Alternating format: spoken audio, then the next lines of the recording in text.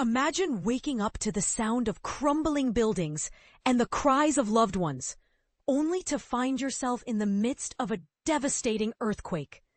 This is the harsh reality that the people of Afghanistan are facing, as a fresh quake hits the already devastated region, leaving a trail of destruction and chaos in its wake. But here's where it gets even more heartbreaking. The death toll has exceeded 1,400, with over 3,100 injured.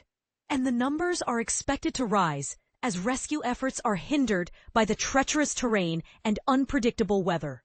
The Taliban administration has confirmed the devastating numbers, and the United Nations is warning that the death toll is likely to increase further. As the world watches in horror, it's essential to understand the complexities of this disaster and the challenges that lie ahead. The earthquake that struck on Sunday was a magnitude 6 quake, one of the worst to hit Afghanistan in years, and it has left the region in shambles. The affected areas are remote and difficult to access, making it a Herculean task for rescue workers to reach the victims. And this is the part that most people miss.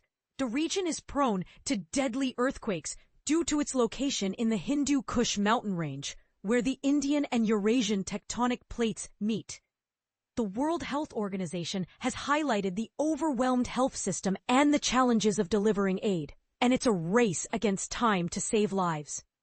The international community is slowly responding, with Britain and India being among the few countries to offer early aid. But the question remains, will it be enough? The Taliban administration is already struggling to cope with the disaster, and the funding cuts to humanitarian aid programs have further exacerbated the crisis.